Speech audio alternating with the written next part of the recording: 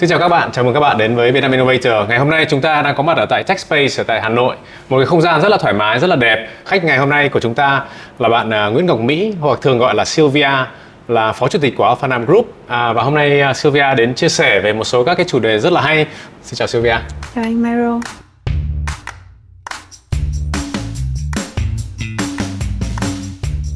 Trước hết thì thật ra là một số người cũng đã biết đến Sylvia ở một góc độ nào đó, nhưng mà chắc là hôm nay cũng có một cơ hội để Sylvia trực tiếp giới thiệu về mình và nói về những cái gì mình đã trải qua và hiện tại mình đang làm gì. Hiện tại thì ở cương vị của Alphanam Group, mình đang quản lý tất cả các mảng liên quan tới bất động sản, vận hành khách sạn. Và hiện tại thì trong thời gian gần đây mình có đảm nhiệm vị trí phó chủ tịch hội đồng quản trị, được nhận trách nhiệm trực tiếp là sẽ quản lý mảng chiến lược nhân sự của tập đoàn. Còn lại thì mình nghĩ là đối với audience của Vietcetera thì mình đơn giản chỉ là một người trẻ đang làm rất là nhiều thứ thú vị, và hy vọng ngày hôm nay có thể chia sẻ được với các bạn. Sylvia có thể chia sẻ thêm một chút về cái ngày xưa mình học ở đâu, lý do vì sao mình quay về Việt Nam, thì đấy cũng là một cái chủ đề mà chúng ta cũng sẽ đi sâu hơn một chút, là những cái lý do gì mà khiến các bạn trẻ học ở nước ngoài hoặc làm ở nước ngoài nhưng bạn quay lại về Việt Nam. Mình đi Mỹ từ năm 14 tuổi, học cấp 3 và đại học ở Mỹ và học thạc sĩ ở Anh. Mình về nước chính thức từ năm 2016. Thời gian chính thức làm việc thì từ 2012. Cái ngày đầu tiên, nếu mà Sylvia nhớ lại cái ngày đầu tiên mà về Việt Nam ấy, thì cái gì nó làm mình bất ngờ nhất? Mình nghĩ là cái làm mình bất ngờ nhất sẽ là những câu hỏi dạo này béo lên hoặc gầy đi Mình nghĩ là khi mà các bạn sống ở Mỹ thì câu chuyện liên quan tới tuổi tác hoặc là câu chuyện liên quan tới ngoại hình là cái mọi người sẽ rất là ít khi hỏi. Hoặc là kể cả mình nghĩ là mấy năm đầu về nước thì một trong những rào cản mình cần phải vượt qua đó chính là cách xưng hô. Là vì ở một độ tuổi nào đấy thì mình xưng em, và mình xưng với tất cả các anh chị em đồng nghiệp, thậm chí là những người cấp dưới là cô chú bác và anh chị, thì cái cách thức mình giao việc, cách thức mình tương tác như thế nào để cho cả hai bên cùng cảm thấy thoải mái. Mình nghĩ là mất mấy năm để vượt qua được câu chuyện là xưng hô như thế nào, là vì ở lứa tuổi như mình thì rất là hiếm khi các bạn xưng tôi. Mình cũng không phải là người thích xưng tôi. Chọn cái vai, cái danh xưng đúng, cách xưng hô đúng để ở trong một cuộc họp mình có thể tự tin nói ra những điều mà mình muốn nói, thì cũng mất một chút thời gian. Sylvia có những cái tips and hints như thế nào để các bạn có thể nhanh chóng hơn, không mất vài năm nhưng mà có thể là ví dụ sau vài tháng mình có thể adapt được nhanh? Mình nghĩ là mỗi một bạn sẽ có cách thức tự gọi bản thân khác nhau. Ở trong Sài Gòn thì mình thấy tương đối là đơn giản, các bạn thông thường là xưng tên. Nhưng mà ở Hà Nội thì câu chuyện tuổi tác nó nặng nề hơn một chút. Đi đâu câu hỏi đầu tiên mình sẽ hỏi mọi người là xin hỏi là bạn bao nhiêu tuổi, để mình, hoặc là sinh năm bao nhiêu, để mình có thể xưng hô cho đúng. Mình nghĩ là không có cách nào khác, chỉ là qua một vài năm trải nghiệm thì mình sẽ tự tin hơn với bản thân mình, để khi mình xưng em hay là thậm chí xưng cháu mình vẫn cảm thấy thoải mái. Cái quan trọng nhất ở đây không phải là mình xưng gì, không phải là mình xưng em hay xưng cháu, mà cái quan trọng là mình và đối tác cảm thấy thoải mái, vui trong cách xưng hô, thế là được. Và mình nghĩ là với độ tuổi của mình thì mình luôn luôn tự điều chỉnh và luôn luôn tự thử các nhiều vai khác nhau. Nên là mình dùng thử danh xưng này, cách xưng hô này mà không thấy phù hợp thì mình sẽ đổi thử sang cái khác. Có thể liên quan đến cái cách xưng hô và cái cách gọi là cái độ phức tạp của cách xưng hô của văn hóa Việt Nam mình ấy, thì nó phức tạp hơn rất nhiều so với cả bên Anh hoặc là các nước khác, là chỉ có you and me và tôi và bạn, thì nó rất là đơn giản. Kể cả hơn cả Trung Quốc. Đấy, thì đó là một cái rất là phức tạp. Nhưng mà tuy nhiên thì cái câu chuyện đây là Cường rất là muốn hỏi thêm là Sylvia cũng là được gọi là thế hệ 2 và đang là một cái gọi là lãnh đạo kế nhiệm của những cái gì mà bố mẹ xây dựng lên. Rất là quan tâm và tò mò về cái việc là cái độ tự tin của mình liên quan đến việc này, là khi mà mình đã từ nước ngoài trở về và đã tham gia vào doanh nghiệp gia đình, những cái khó khăn nào đối với cả Sylvia là đang cảm thấy là cái khó khăn nhất khi mà mới về và mới đảm nhiệm các cái vị trí đầu tiên? Nếu mà nói đến giai đoạn mới về thì mình nghĩ là đối với các bạn F2 hoặc là các bạn trẻ nói chung, điều khó khăn nhất cần phải vượt qua là khi mình còn trẻ và thiếu kinh nghiệm thì chắc chắn là mình thì rất là nhiều ý tưởng, nhưng mà cần thời gian để mọi người lắng nghe, hoặc cần thời gian để tự mình chứng minh được, hoặc cần thời gian để tự mình cũng biết là các ý tưởng của mình không phải lúc nào cũng đúng. Cái quan trọng nhất là làm thế nào để người khác lắng nghe, muốn lắng nghe. Và đây là một cái mình rất là thấm thía những năm đầu về đi làm. Khi mình về thì mình về với doanh nghiệp không có chức vụ gì cả. Và bố cũng chỉ nói một câu là con thử đến công ty nói xem ai nghe. Và nếu mà mình muốn làm lãnh đạo thì mình bắt buộc phải biết cách tạo ra những người để follow. Mình muốn dẫn dắt thì phải có người để theo. Và mình nói chuyện như thế nào, mình đưa ra ý tưởng ra sao để có thể thuyết phục được từng người một.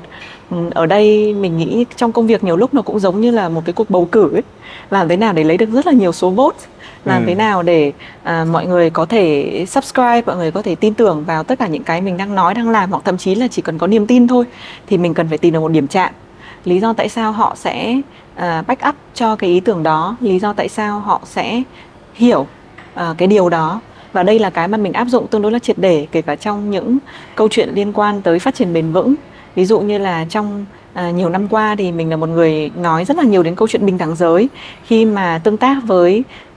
tất cả mọi người, dù ở lứa tuổi nào, thì mình cũng tự đặt ra cho bản thân mình một câu hỏi là lý do gì sẽ khiến họ quan tâm tới bình đẳng giới. Liệu họ có phải là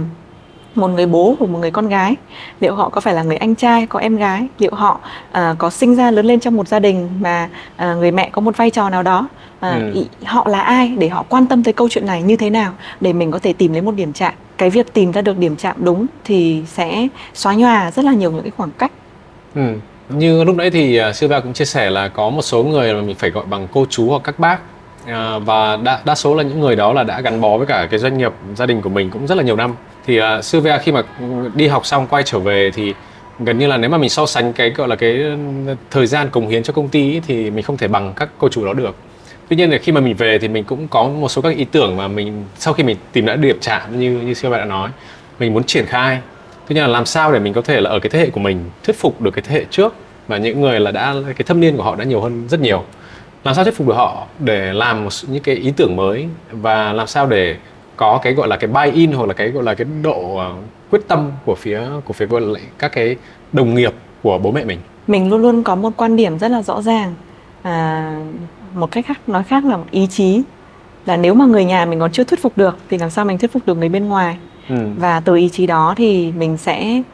làm nhiều cách khác nhau, và mình cũng tư duy nếu mà có thể họ chưa buy in thì lý do sẽ là gì. Họ hiểu thị trường hơn mình, họ hiểu sản phẩm hơn mình, và nếu họ có một điều gì đó còn lo lắng, còn quan ngại thì mình có thể giải tỏa được những điều đó hay không. Và mình coi tất cả những cái ý kiến đó là một yếu tố để quản trị rủi ro. Và sau khi quản trị xong rủi ro rồi, mình sẽ từ thuyết phục tới đưa ra những cái ý kiến, và bên cạnh đó thì ai là người giữ vai thì người đó là người chịu trách nhiệm. Trong gia đình mình thì cả mình và anh trai mình thì đều giữ vai trò quan trọng trong công ty, và mọi người cũng đưa ra những sự chia sẻ rất là rõ ràng là ở công ty nào ai đóng vai trò tổng giám đốc thì người đó chịu trách nhiệm hoàn toàn. Và không có chuyện là những người khác sẽ có thể tham gia vào là vì mình chịu trách nhiệm trước pháp luật. Thế nên mình nghĩ cái sự tôn trọng thì nó đến từ hai phía. Đầu tiên mình phải tôn trọng ý kiến của các cô các chú, và bên cạnh đó thì họ cũng sẽ dần dần cùng với thời gian tôn trọng ý kiến của mình. Và tất cả những cái ý tưởng của mình không phải lúc nào cũng đúng. Có thể nhiều lúc mình đưa ra một cái ý kiến từ một cái cảm nhận trực quan, nhưng có thể nó thiếu thông tin. Và cái đó là cái mà các bạn trẻ hoặc là các bạn giữ vai trò quản lý mới thông thường cũng nên lùi lại một bước để tự soi xét lại liệu mình có đang thiếu thông tin hay không. Hay kể cả những người mà giữ vị trí lãnh đạo lâu năm rồi, nhiều lúc họ vẫn có thể đưa ra những quyết định theo quán tính. Mình nghĩ là đây không phải là vấn đề của người trẻ hay là người có kinh nghiệm, mà là của con người nói chung. Chúng ta sẽ đưa ra một quyết định nào đó theo quán tính, theo cảm nhận, theo kinh nghiệm, và đến một thời điểm nào đấy mình nên lúc nào cũng sẽ có một cái mindset là nên lùi lại một bước, xem chúng ta đã lắng nghe đủ hay chưa, chúng ta đã thu thập đủ data hay chưa. Thậm chí thông tin có thể đến từ những người làm intern, thậm chí thông tin có thể đến từ những bạn rất trẻ, những bạn rất là junior, nhưng các bạn catch, các bạn nhận biết được một cái gì đó mà nó đang missing mà mình không nhìn thấy thì sao. Thì mình nghĩ là đây là một cái tư duy mà ở độ tuổi nào cũng nên có. Nếu mà bây giờ chúng ta chuyển sang một cái góc độ hơi khác một chút, là Sylvia hiện nay cũng đang giữ một cái chức khá là cao, nghĩa là cũng là lãnh đạo cấp tập đoàn. Nhưng mà tuy cái tuổi thì nếu mà so sánh với cả các cái gọi là cái thông thường của thị trường ấy, thì thông thường các cái doanh nghiệp như kiểu là các nước châu Á thì là cái truyền thống của họ là cần phải cống hiến rất nhiều năm, và sau đấy mình mới lên được, gọi là leo được cái bậc thang lên đến cái cấp lãnh đạo. Ở góc độ gọi là lãnh đạo trẻ đi, thì ở cái độ tuổi mà có thể là mình chưa hoàn toàn là trải nghiệm hết mọi thứ, gọi trải nghiệm cuộc sống, thì mình phải lãnh đạo một cái doanh nghiệp như vậy, thì những cái thách thức nào mà Sylvia cho rằng là những cái mà mình đã giải quyết xong và mình tự hào về cái việc đó? Mình nghĩ là câu chuyện lắng nghe và ghi nhận được điểm mạnh của tất cả mọi người. Mình là một người khi mình gặp bất kỳ ai thì mình sẽ luôn đánh giá điểm mạnh và điểm yếu của họ. Đây là một câu hỏi có lẽ hơi kinh điển nhưng mà nó nằm ở tất cả các cuộc phỏng vấn. Và khi gặp bất cứ ai ở độ tuổi nào, vị trí nào thì mình cũng luôn suy nghĩ là có điều gì mình có thể học được từ họ. Quay trở lại thì mình có lẽ là một người làm marketing ra, thế nên là cái tư duy về câu chuyện là tập khách hàng nào cũng cần phải có data, và khi mà mình có thông tin khách hàng thì mình sẽ đưa ra được quyết định tương đối là chuẩn xác, nó ăn sâu vào máu. Cái câu trả lời của Sylvia nó rất là giống một cái bài phỏng vấn vừa rồi của Mark Zuckerberg. Khi mà ông ấy trong cái cuộc phỏng vấn nhân sự của mình thì ông ấy sẽ luôn luôn xem ở góc độ là một là người ta làm cho mình, nhưng mà cái góc độ thứ hai là liệu mình có sẵn sàng làm cho người ta hay không. Thì cũng là một cách nói một cách khác là người ta có những cái giá trị, có những cái kiến thức mà mình có thể học hỏi được. Nếu mà nói sâu hơn một chút thì được gọi là lãnh đạo trẻ thì đôi khi mình sẽ phải đưa ra một quyết định mà nó sẽ có cái độ ảnh hưởng rất là lớn. Và có thể nhớ lại hoặc chia sẻ một câu chuyện nào mà mình đưa ra một cái quyết định rất là khó khăn mà đồng thời cũng là rất chiến lược đối với cả doanh nghiệp mình. Mình nghĩ là ở vị trí của mình và trong nhiều năm giữ vai trò tổng đốc của nhiều công ty thì có lẽ cái câu chuyện đưa ra những quyết định khó, thách thức và chiến lược, đặc biệt là trong giai đoạn Covid, nó xảy ra tương đối là thường xuyên. Mình chỉ đúc kết lại một số những cái cảm xúc là sau khi đưa ra những quyết định như vậy, sau khi đối mặt với những trải nghiệm như vậy thì mình cảm thấy điều may mắn nhất đối với cá nhân mình là mình luôn có gia đình ở bên cạnh. Và mọi người luôn nhắc nhở một hai câu là làm sao mà khổ được bằng chiến tranh. Thế nên là mình vượt qua được cái cảm xúc đó. Sau Covid cũng rèn luyện cho mình một bản lĩnh là ứng xử với mọi chuyện một cách bình tĩnh hơn, đối mặt với nó và tin tưởng rằng cái việc điều gì dù khó đến mấy thì nó cũng sẽ qua. Và quan trọng hơn hết là chúng ta phải nhớ giá trị cốt lõi là gì. Giá trị cốt lõi ở từng thời điểm nó sẽ khác nhau. Có những lúc là bảo toàn lực lượng, bảo toàn sức khỏe, bảo toàn nhân lực hoặc là tài sản, thì mỗi một thời điểm sẽ cần có những quyết định khác nhau. Và ở vai trò hội đồng quản trị thì chúng ta cần phải đồng ý được với hội đồng quản trị là cái gì sẽ là cái trọng tâm ở thời điểm đó cần phải bảo toàn, để từ đó thì chúng ta đưa ra được quyết định cho chính xác. Sylvia vừa nhắc đến cái thời gian Covid thì thời gian Covid là trước đây đâu đó khoảng 2 năm, và hiện tại thì là chúng ta đang đối mặt với cả những cái tình trạng kinh tế toàn cầu nó đang bị suy thoái, và thậm chí là một số các cái kinh tế nó đang gặp rất là nhiều khó khăn. Các công ty công nghệ, các công ty bất động sản, các công ty trong nhiều lĩnh vực khác nhau họ đang gặp rất là nhiều khó khăn. Thì không biết là ở góc độ của Sylvia đã trải qua cả thời gian Covid và trải qua thời gian hiện tại thì những cái gì là giá trị cốt lõi trong những cái lúc mà khủng hoảng như vậy? Mình nghĩ là sự đoàn kết. Trong thời điểm nào đi chăng nữa thì chúng ta cũng cần có một tập thể mà khi phất cờ thì tất cả mọi người thì đều cùng hướng về một hướng. Và điều đó thì sẽ tạo ra sự thay đổi rất là nhanh chóng. Trong Covid thì chúng ta cũng cần có những cái ứng xử biến đổi rất là linh hoạt. Đầu tiên là để bảo toàn tính mạng, và sau đó thì là để có thể di chuyển nhanh kịp thời với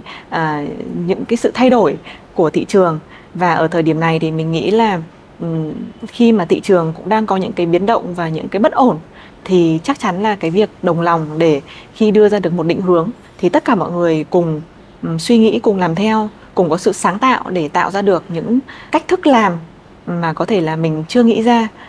và chúng ta sẽ tự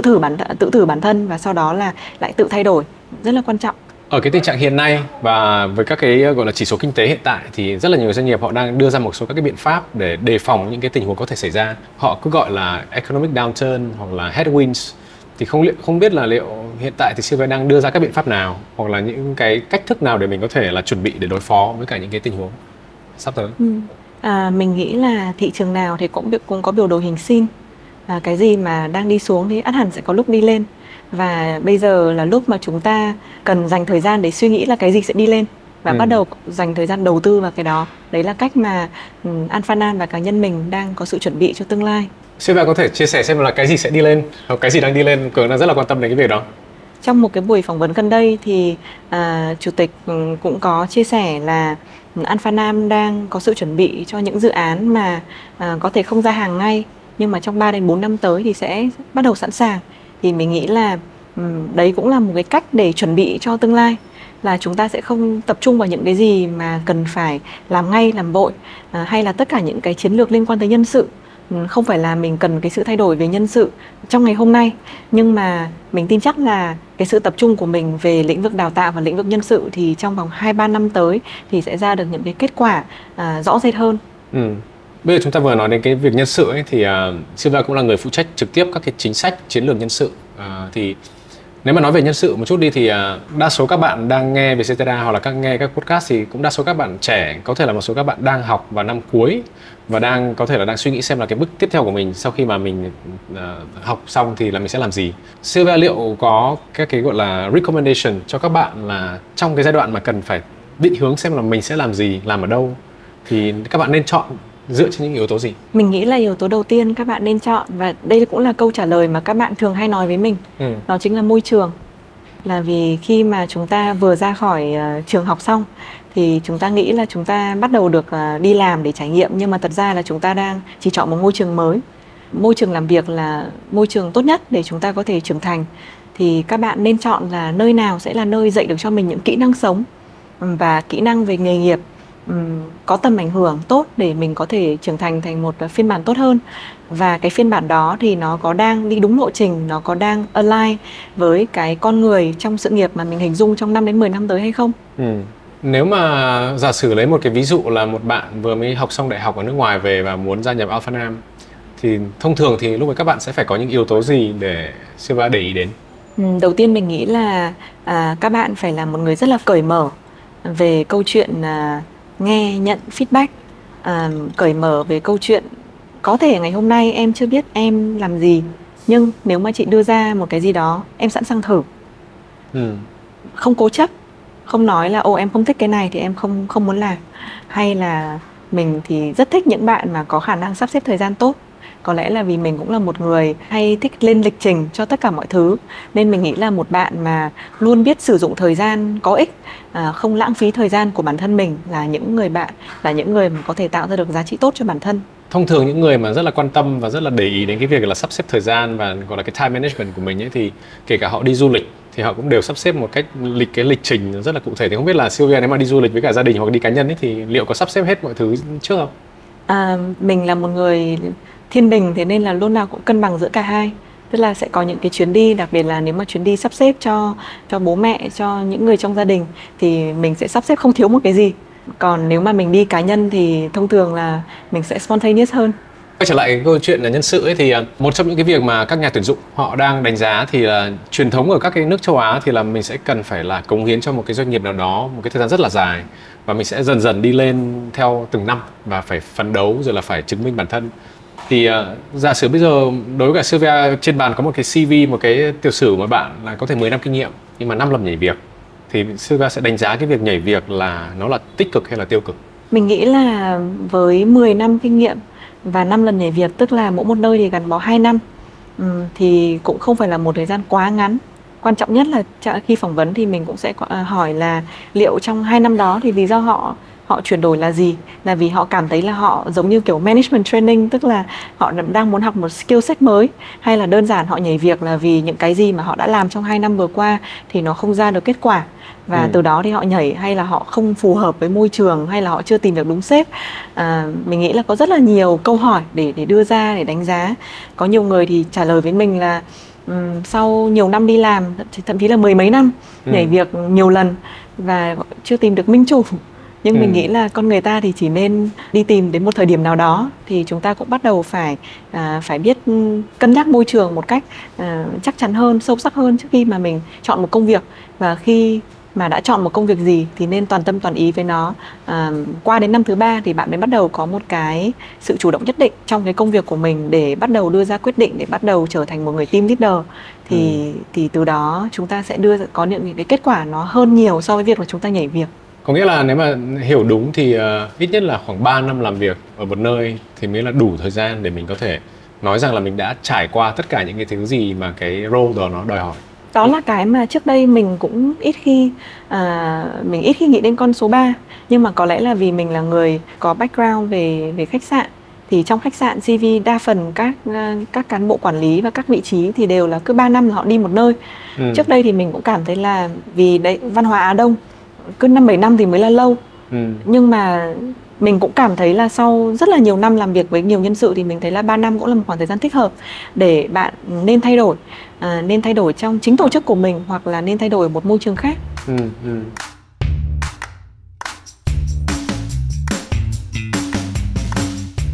Nếu mà nói về cái gọi là thu hút nhân tài thì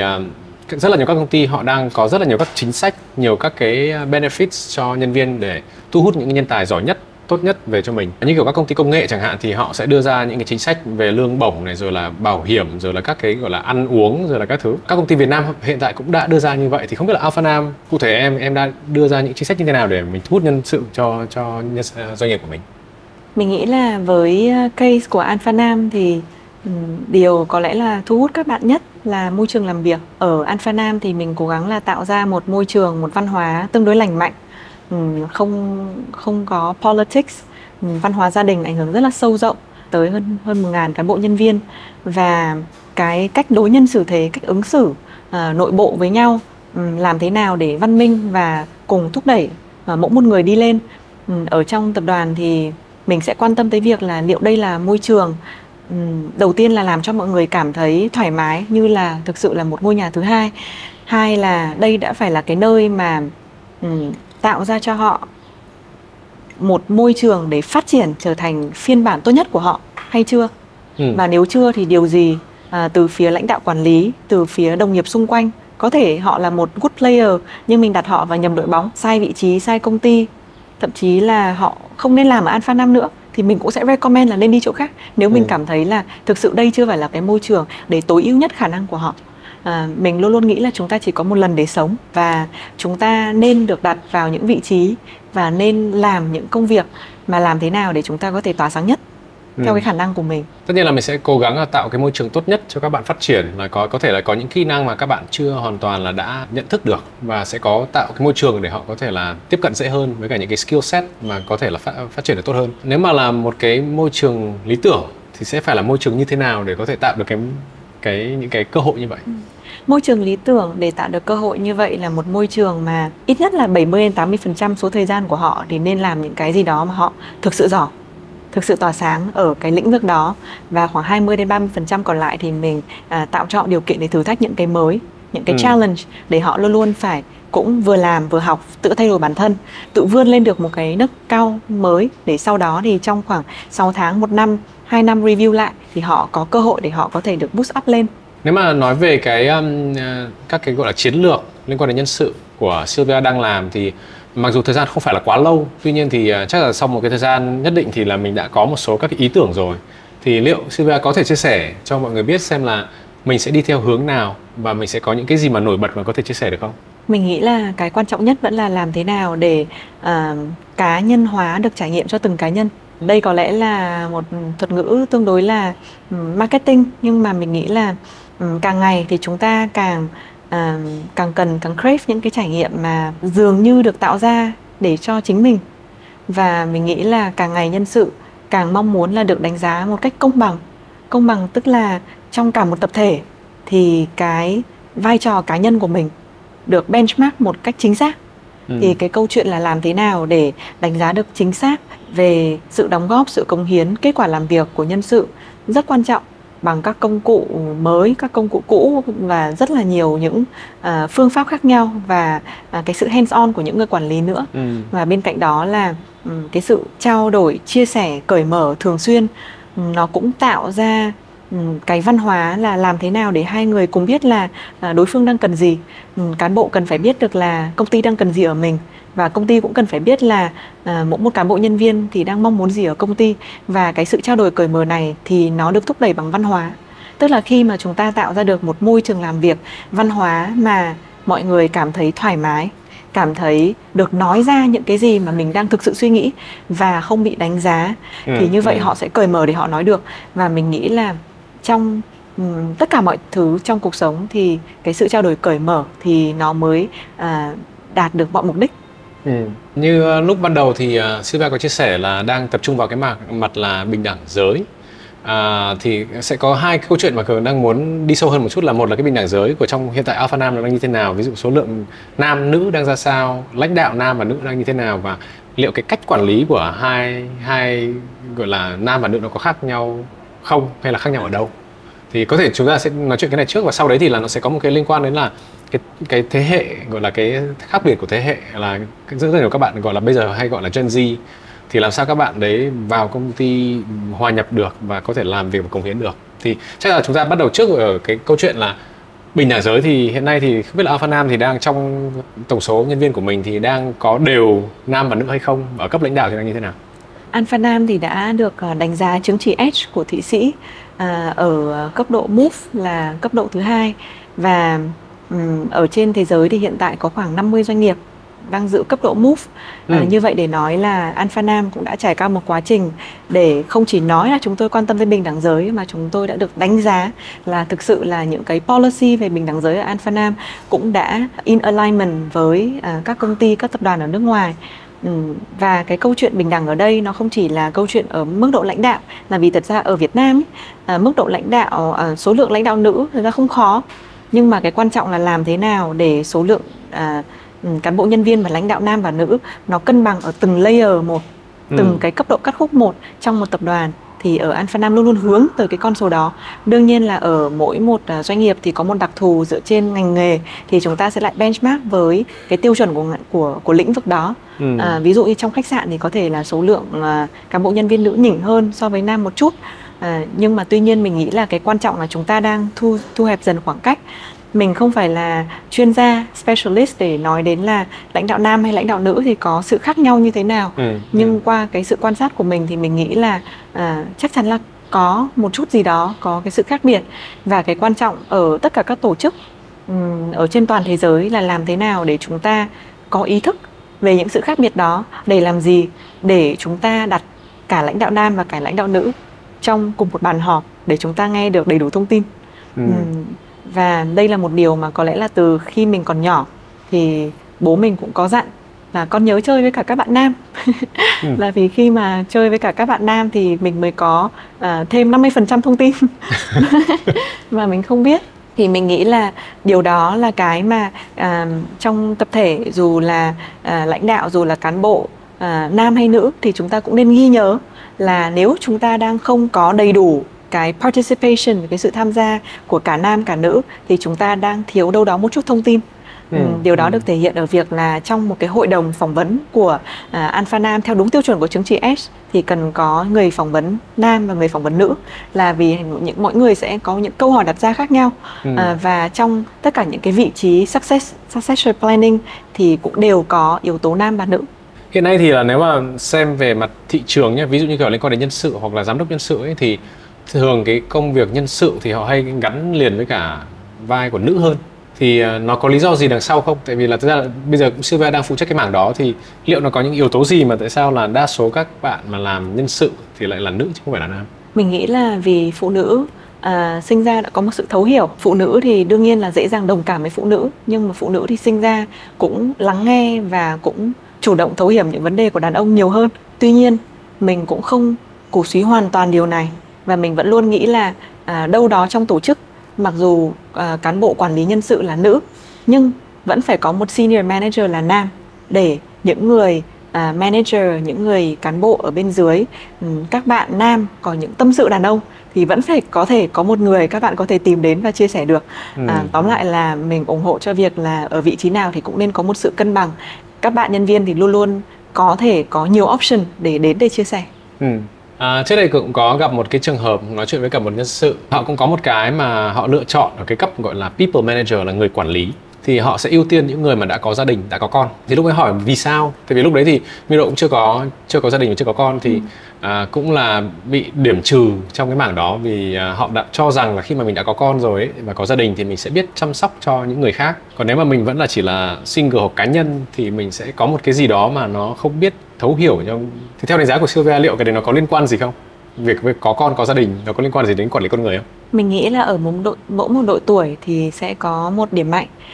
Những người có con, có gia đình chắc chắn có điểm mạnh của họ. Khi họ nhìn, đặc biệt là khi họ nhìn những đồng nghiệp mà cùng trang lứa, họ sẽ thấu hiểu hơn về thời gian biểu, họ thấu hiểu hơn tới những áp lực trong cuộc sống, họ thấu hiểu hơn tới rất là nhiều những cái tiểu tiết trong ngày mà có thể ảnh hưởng tới công việc của những đồng nghiệp xung quanh. Nhưng bên cạnh đó thì những người trẻ, những bạn chưa có gia đình thì mình nghĩ là ngược lại họ có một thế mạnh là họ có thể dành toàn bộ năng lượng của mình để đi hỗ trợ người khác, và họ không cần phải chia sẻ cái năng lượng đó cho gia đình riêng của họ, và họ thực sự coi công việc là gia đình. Kể cả cá nhân mình cũng trải qua nhiều giai đoạn, và mình thấy trong một tổ chức nếu mà có được sự cân bằng của cả hai thì nó sẽ đầy đủ hơn rất nhiều. Lúc đấy thì bảo là nếu mà có nữ mà không có nam mình thiếu 50%. Nhưng mà bây giờ nếu mà nói về cái tuổi ấy, thì là cái góc độ của những người lớn tuổi và những người các bạn trẻ, cứ gọi là Gen Z hiện tại đi, thì hiện tại thì đang đa số các cái doanh nghiệp như các cái doanh nghiệp lớn hiện nay thì là khoảng 20 đến 30% nhân sự của họ đang là Gen Z. Thì quản lý một người Gen Z và cả quản lý các cái thế hệ trước thì nó cũng có một số điểm nó khác nhau. Thì theo cái nhìn nhận của Sylvia hiện tại thì các bạn Gen Z có những cái thách thức gì, và làm sao để mình thu hút được họ, làm sao mình có thể là đào tạo được họ, và làm sao mình có thể giữ chân được họ với doanh nghiệp của mình? Qua những gì mình đọc về các bạn Gen Z thì mình cảm thấy là tất cả những cái gì mà các bạn đang yêu cầu ở một nơi làm việc bản chất là những cái nó rất là phù hợp xu thế.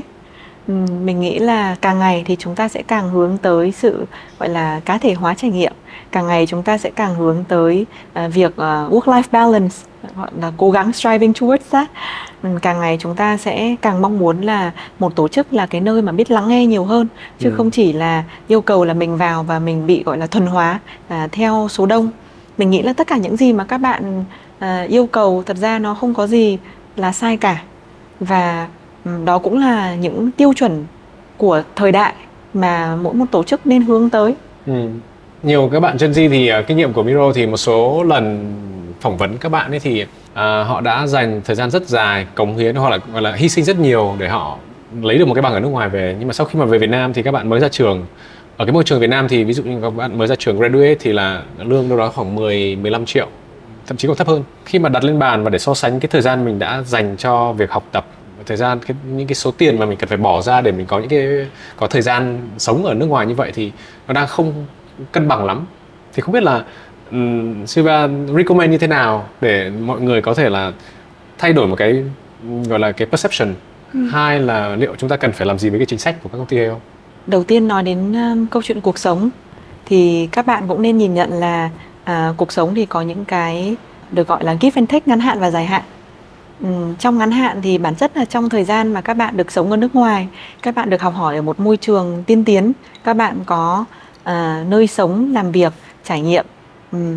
và kể cả môi trường bạn bè khác biệt, đấy đã là một trải nghiệm rất tốt rồi, và đó đã là cái payback cho cái việc các bạn đầu tư thời gian, tiền bạc để đi học nước ngoài rồi.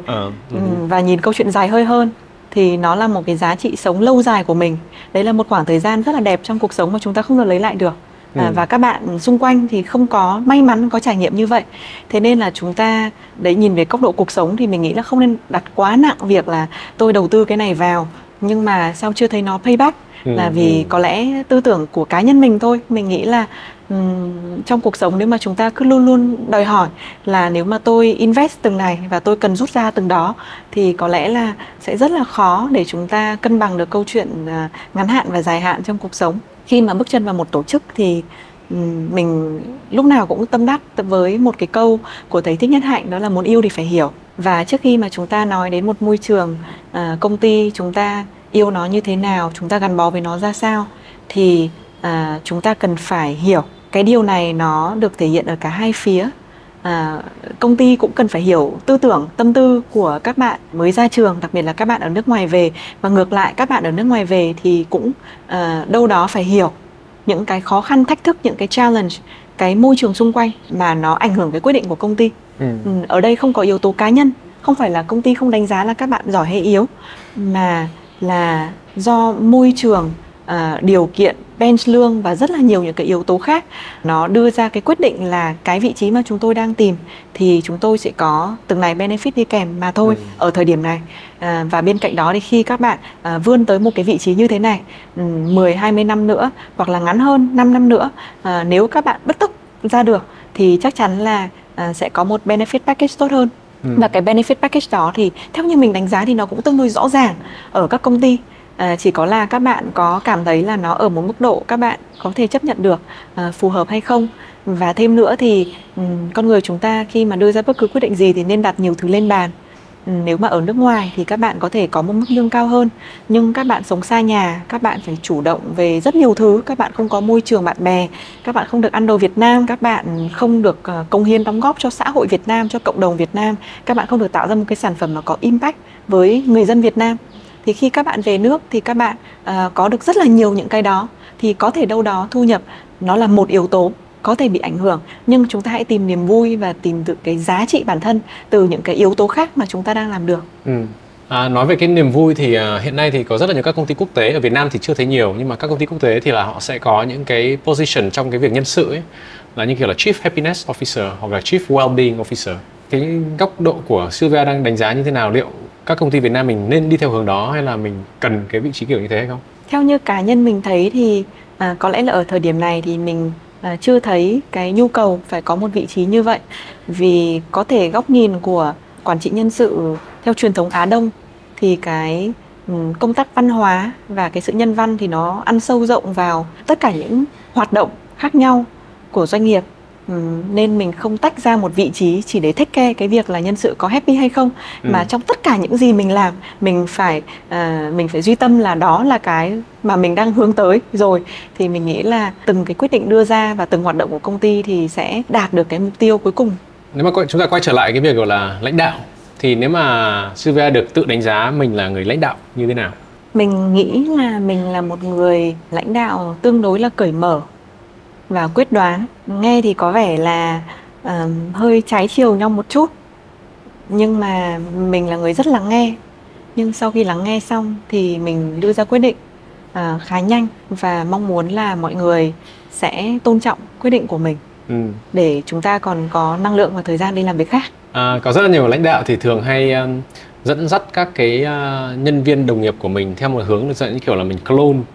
cái cá nhân mình. Thì không biết là Sylvia cũng đang đi theo hướng đó hay là đang đi theo hướng khác? Có nhiều người là để hiểu rõ hơn một chút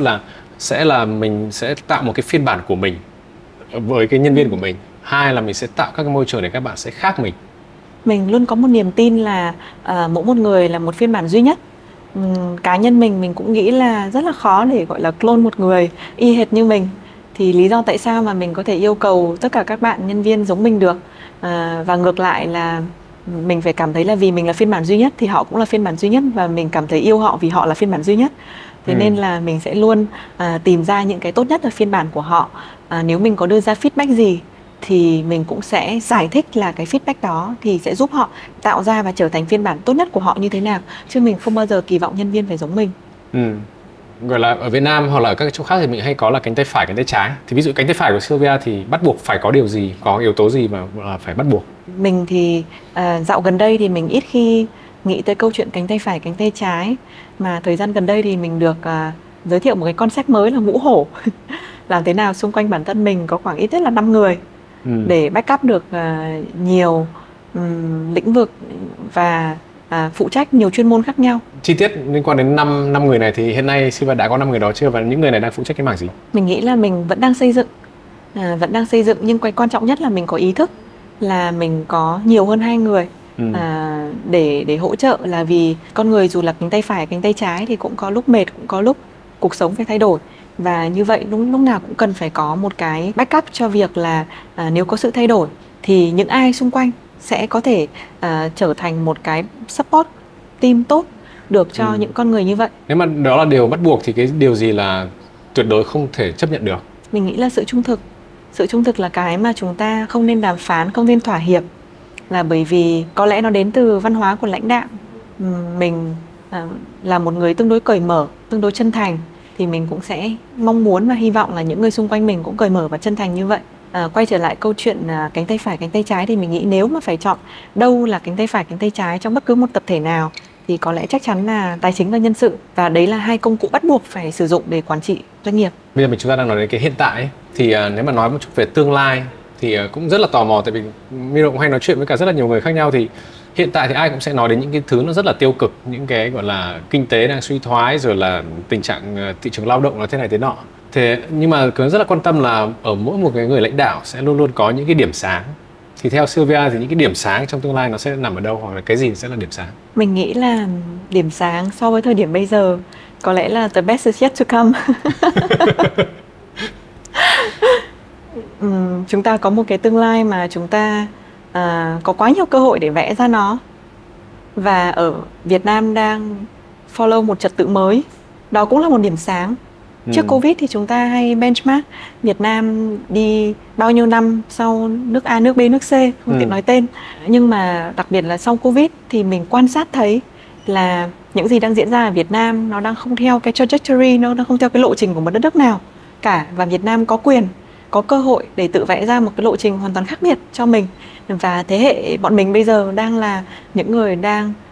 có thể đồng hành cùng Việt Nam để vẽ ra một gọi là trang sử mới, hoặc là những cái bước tiến mới mà nó không phải follow bất cứ quốc gia nào, thì có lẽ đó là một điểm sáng. Nếu mà nói chi tiết hơn một chút thì cái gì có thể là cái điểm mà mình có thể đóng góp được ở cấp độ của Sylvia nhé, với cả những cái độ ảnh hưởng của Sylvia và các doanh nghiệp hiện tại mình đang quản lý, thì cái chỗ nào là cái chỗ mình có thể đóng góp được? Mình nghĩ là ở Việt Nam câu chuyện quản trị nhân sự và ESG đang là hai cái mà rất là nhiều doanh nghiệp quan tâm. Và theo quan sát của mình ở khu vực Đông Nam Á thì Việt Nam là một đất nước mà khi chúng ta đã đưa ra bất cứ cái mong muốn về thay đổi gì, đặc biệt liên quan tới những cái yếu tố phát triển bền vững, thì chúng ta làm rất nhanh. Nếu mà quan sát thấy cái giai đoạn mà Việt Nam bắt đầu nói đến cái câu chuyện là không muốn dùng ống hút nhựa, thì ngay lập tức là có hàng chục các phương án ống hút thay thế khác. Và nó lan tỏa ở các thành phố lớn rất nhanh. Gần như là chỉ trong một vài năm mình thấy rất khó. Trừ khi là đi tới những vùng nông thôn thì bạn mới nhìn thấy ống hút nhựa. Còn lại thì mình nghĩ là ở Việt Nam thực sự là cái sự thay đổi và lan tỏa để bảo vệ môi trường, hay là cái câu chuyện bình đẳng giới cũng thế. Có thể 5 năm trước thì nó là một cái new word và bây giờ thì nó là một keyword. Và mình thấy cái việc mà Việt Nam thay đổi chuyển mình để thích hợp hơn với những yếu tố phát triển bền vững, cộng với cả những gì được gọi là nhân văn, những gì có tầm ảnh hưởng văn hóa, thì Việt Nam làm rất tốt và rất nhanh. Nhưng mà trước khi chúng ta kết thúc cái podcast và cái cuộc trò chuyện ở ngày hôm nay ấy, thì nếu mà cho Sylvia chọn về mặt cá nhân và về mặt công việc thì hai cái target của năm nay, một